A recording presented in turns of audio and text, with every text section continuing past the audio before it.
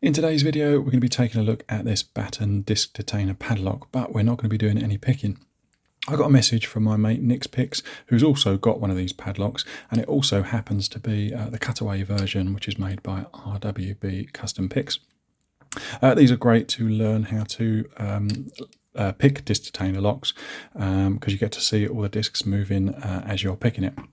And Nick was doing exactly that. He managed to get an open, but then he wanted to have a look inside because these can be gutted. And while he was gutting it, this brass carriage slipped out, all the discs spilt everywhere. And he's been having a real time trying to assemble it because obviously for the key to work, all of the discs have got to be assembled. There's 12 different discs and there's quite a lot of different combinations they could be in.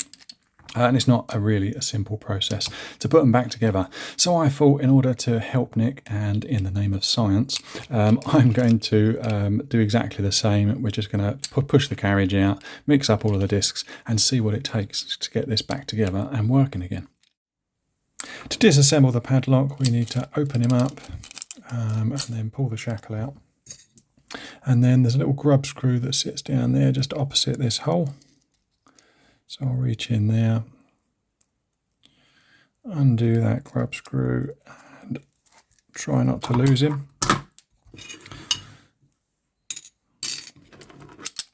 And then if we lock the padlock up again, take the key out, what we need to do is to unscrew this little retaining nut here. Quite stiff actually.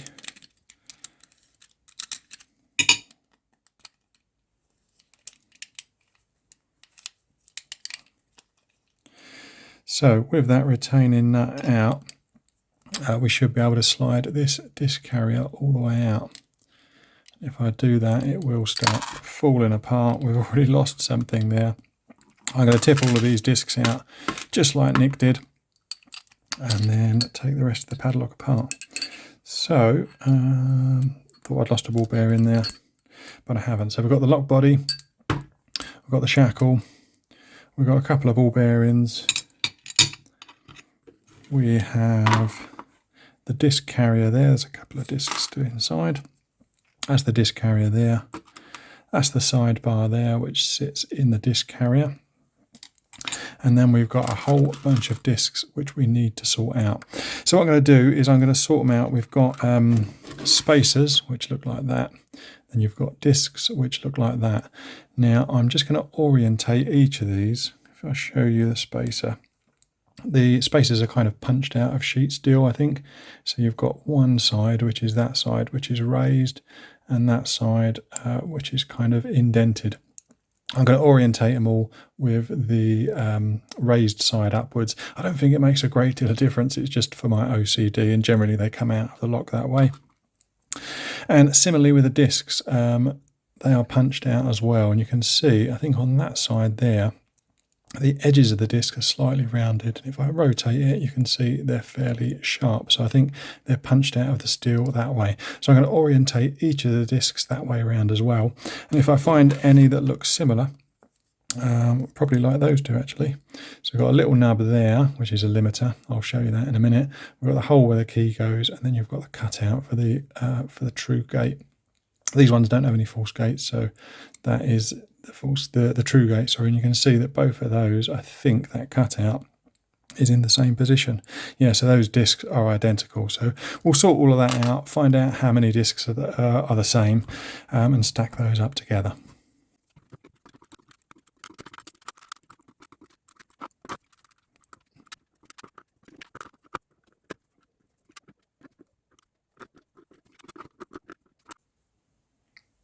And this is what we're left with. So I've got 13 spacer discs there on this side, and I've got the rest of the discs set out just here. Now I've arranged them, as I said, with that kind of rounded side facing up. And I've also put them into stacks of discs that are exactly the same. So these 6 discs are all exactly the same. These 3 are the same, and these 3 are the same. If I just grab one of the discs, you can see we've got this little nub at the bottom, and that is a limiter.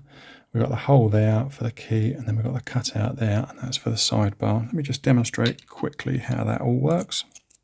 If I drop him in there. So the limiter just stops the disc from turning. It only means that the disc can only turn 45 degrees from that point to that point there.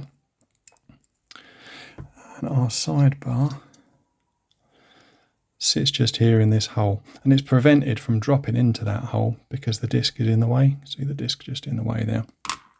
But if I turn the disc to this position, that little cutout now lines up with the slot, and the sidebar is allowed to go into the carrier, and then there's nothing stopping this central section turning. And that's how the padlock works and how it opens. So the way we're going to put this back together is to look at cuts on the key.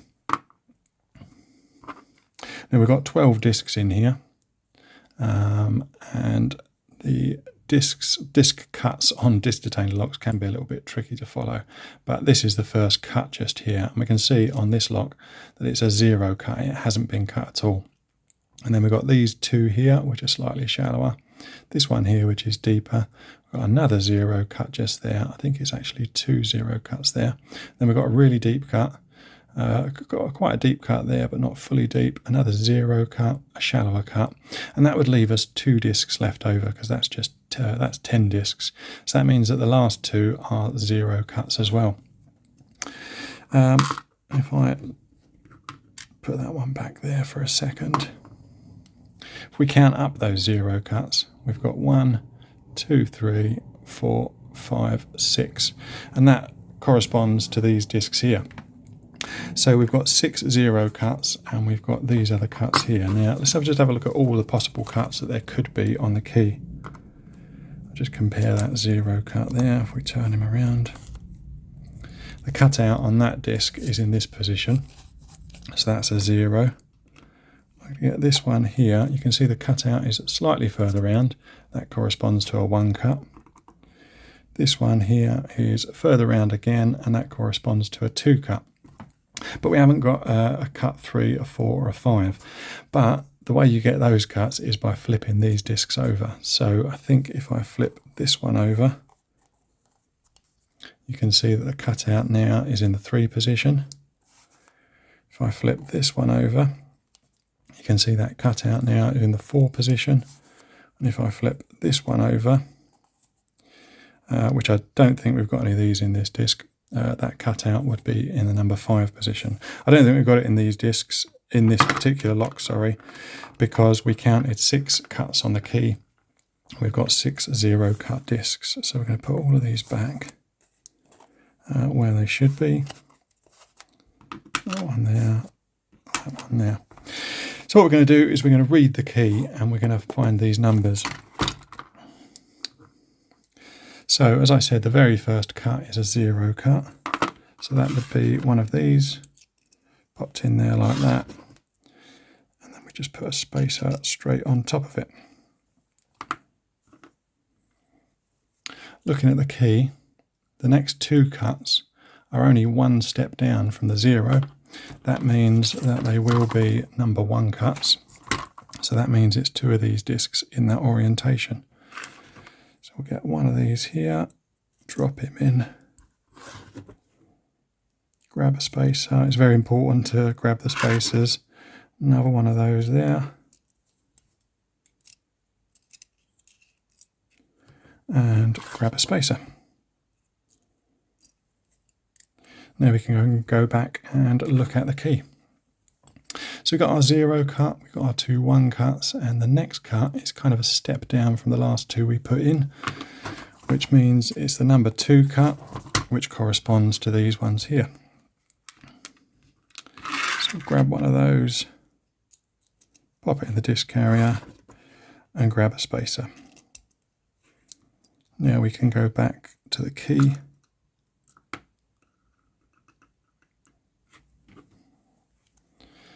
And we can see that the next 2 discs are 0 cut discs. It's these 2 just here. So we've already got our spacer in. Grab another 0 cut. Grab another spacer. Grab another 0 cut. And grab another spacer.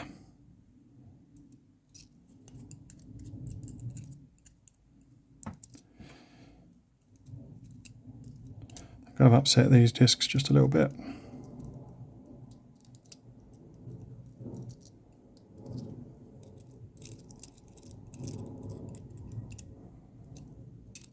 There we go. Gets a bit fiddly.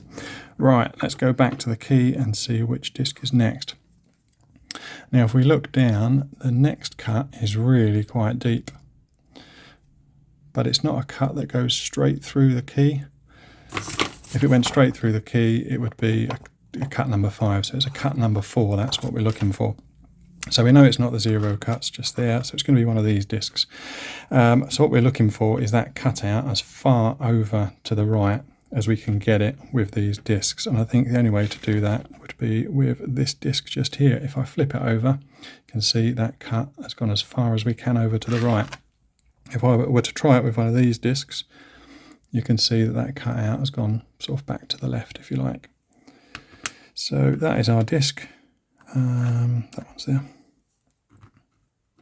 And we've got it upside down, if you like, compared to the rest of them. That's the only way we could achieve that deep cut. And we'll get another spacer. And we'll go back to the key.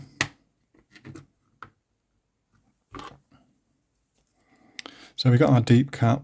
Then we're looking for this cut here.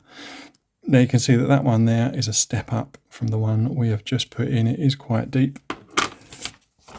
That tells me it's a number 3. And it can only be one of these discs here. So if we take that disc there, flip it over, then that should be in the number 3 position. So that's our disc.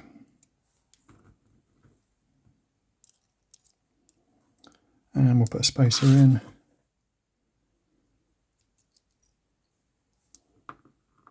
Whoops, dropped the spacer straight out again. Carefully put that down. And we'll go back to the key. So we just did this one here, and the next one is a 0 cut. There's no cut at all been made on the key. So it'll be another one of these. Then we grab a spacer again, and then we go back to the key.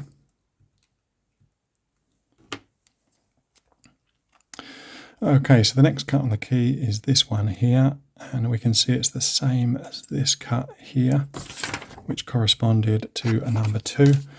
And we've still got one of those left just there. As you can see, that one's a number 2. So we pop that one in next. Grab a spacer. And then we're just left with our 2 0 cuts, which you can't actually tell they're there from the key. But as you saw me count from the beginning, if we counted from the back all the way back up, we were left with 2 more discs. There's no more cuts in the key. So, you know, by sort of logic, they must be 0 cuts. Pop that one in there. And a spacer. Pop that one in there. And then we're left with 2 spacers. So we're just going to put both of them on top of each other. It's not unusual for disc detainer locks to come with 2 spacers stacked up like that. So that's all of our discs. We've just got to deal with this spinner.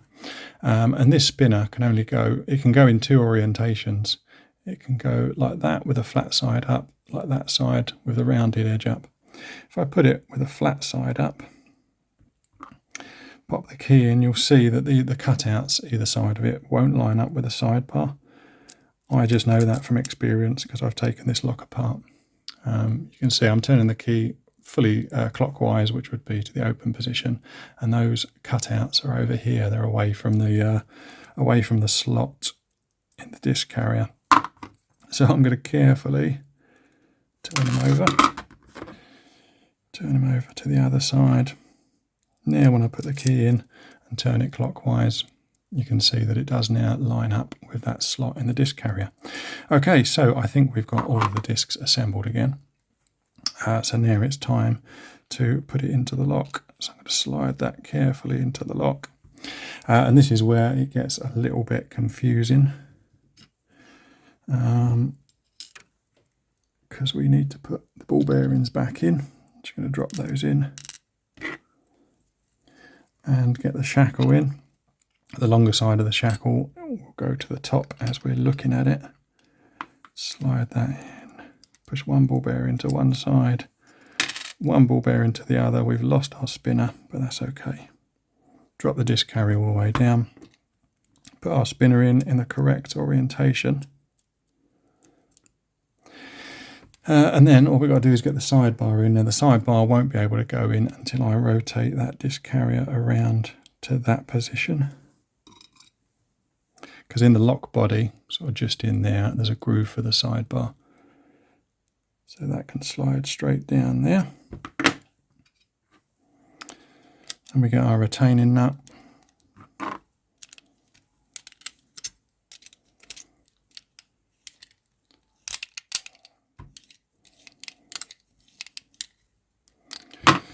And finally, the moment of truth. I'll put our key in. When I turn it, you can see, oh, that sidebar goes down, ball bearings retract, and our padlock has been fully reassembled with all of the discs in the right order. Well, I hope that made sense, and fingers crossed that Nick can get his Disc Detainer padlock back together again. I just wanted to touch on one more thing before I let you go, and that is that you saw me in the beginning put the first couple of discs in and then check around the back to see if that those true gates were all lined up, and that can be an unreliable method for reassembling Disc Detainer locks, and that's because they work on the pressure of the sidebar. So when you operate the system without the sidebar in and no pressure on the discs, not all of the discs will rotate all the way around, or they'll act as sort of limiters, particularly with deep cuts. If I just show you this one here, without the sidebar in, you know, these discs can just rotate freely. So sometimes when you peek at the back, they're all lining up at the moment, but sometimes you'll find that they won't line up. And that's why it's a much more reliable method to map out the cuts the cuts of the discs against the cuts of the key to reassemble it. Anyway, thanks for watching, and I will see you on the next one.